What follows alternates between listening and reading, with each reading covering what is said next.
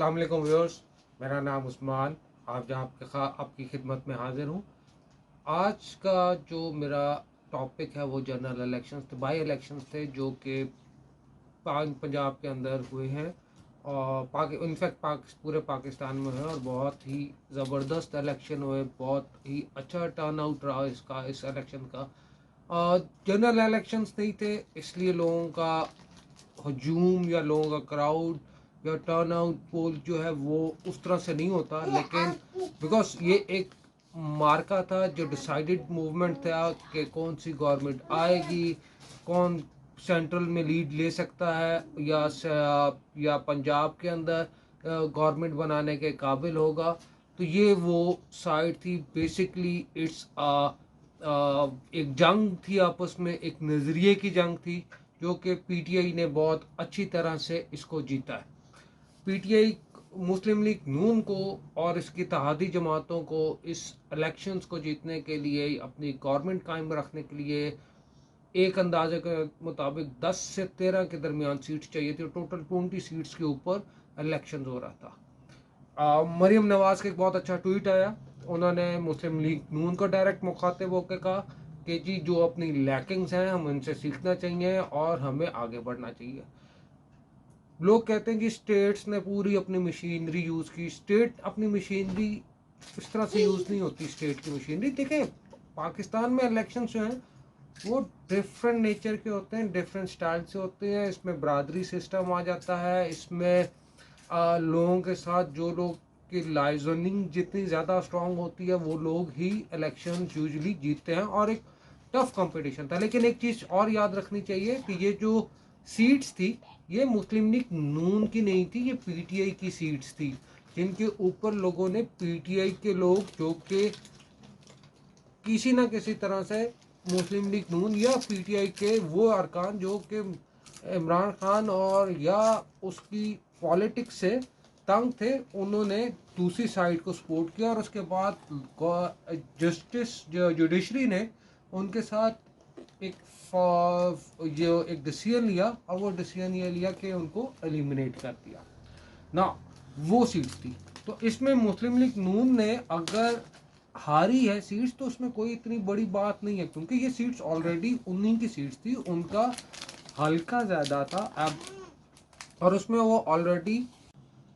बल्कि मुझे यहाँ पे एक और चीज़ लगती है कि ये इलेक्शंस जो थे जो हुए हैं ये अच्छे माहौल में हुए। देखें, हम एक चीज़ कहते हैं कि शायद कोई अदर फोर्सेस जो हैं वो शायद इस इलेक्शंस को इम्पैक्ट करती हैं। अदर फोर्सेस का ख़त्म हो गया हुआ है, वो पास्ट में क्यों हो सकता है तो हो, लेकिन अब इस 21 सेंचुरीज में इस चीज़ को इस तरह से करना पॉसिबल नहीं है, बिकॉज उसमें काफ़ी सारे फैक्टर्स हैं। आज हर बंदा एक चलता फिरता मीडिया है।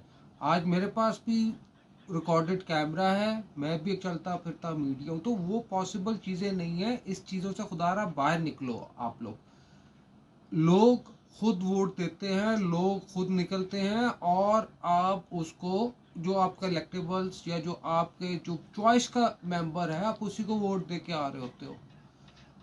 ऐसी चीज़ें नहीं होती। अब पॉसिबल नहीं है जिस किस्म से, जिस तरह से आप समझ रहे हो कि जी ये शायद कोई इस्टेब्लिशमेंट है, इस तरह की कोई चीज़ पाकिस्तान में देखें, क्योंकि हर बंदा एक अपने आप में एक मीडिया है।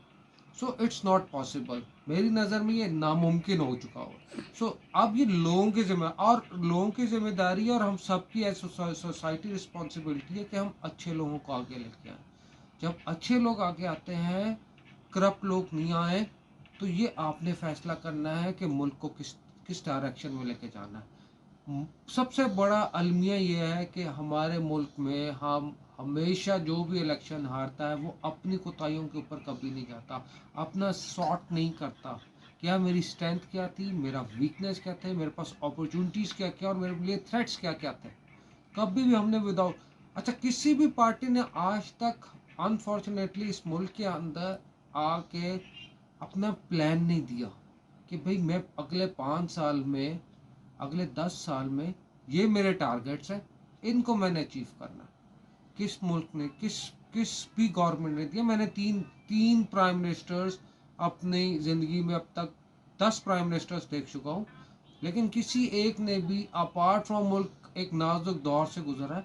हम हर वक्त नाजुक दौर से गुजर रहे होते हैं, हर वक्त। इसलिए आगे आने वाले 1-1.5 साल में मेरी आवाम से, मेरे अपने मुल्क के भाइयों से, बहनों से, माओ से एक रिक्वेस्ट होगी कि भाई अपार्ट फ्रॉम इस चीज़ के ऊपर कि आपने पार्टी को वोट देना, अपने कैंडिडेट को वोट दें और कैंडिडेट का असेसमेंट करें। और मैं इलेक्शन कमीशन से भी अगर हो सके तो ये रिक्वेस्ट करूंगा, that is my own opinion, कि हर एक मेंबर का जो टॉप 5 आपकी पार्टीज़ हैं, उनके जितने भी इलेक्शंस के लोग हों, उन सब के असासे, उनके जो एसेट्स हैं वो डिक्लेयर करें कि जी ये बंदा, इसके ये एसेट्स हैं, ये इसके इनकम है, ये सोर्स ऑफ इनकम है, जो डिक्लेयर कर, बिकॉज आवाम की खिदमत के लिए आ रहा है। तो आवाम की जब खिदमत के लिए आ रहा है तो अपने एसेट्स डिक्लेयर करके आए कि जी ये मेरे एसेट्स हैं। पता ये चलता है एसेट्स है नहीं जी, चीज़ें हैं नहीं, और जब जा रहा होता तो पता चलता है यार 1.5 अरब 2 अरब 10 अरब की करप्शन करके जा रहा है। इस तरह से नहीं करें, इस तरह से नहीं करें। हमें इसको चीज़ों को सम अप करके अब बड़े ही, हम बहुत मुश्किल हालात में घुसते जा रहे हैं।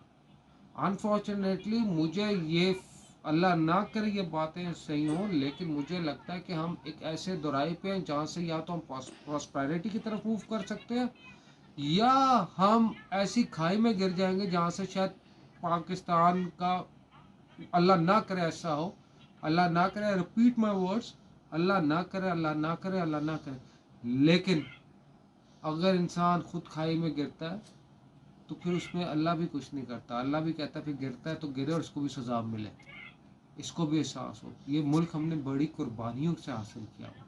ये किसी के एक बंदे की कुर्बानी या किसी एक ख़ानदान की कुर्बानी या किसी एक ट्राइब की कुर्बानी नहीं थी। इसमें हमारे आबाओ अजदाद ने, लाखों लोगों ने कुर्बानियाँ दी थी, खून बहा था उनका।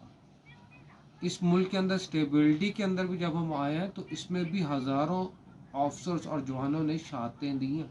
तो इस मुल्क में स्टेबिलिटी आई आज, इन टर्म्स ऑफ पीस आया। आज भी स्प्रिंकल अटैक्स हो रहे होते हैं, कोई ऐसा बात नहीं, पूरी दुनिया में हो रहे होंगे, पाकिस्तान में भी होंगे, इंडिया में भी होंगे, लेकिन एटलीस्ट हम एक पीसफुल माइंड के साथ आगे बढ़े। अब इकनॉमिकली अभी हमने आगे मूव करना है।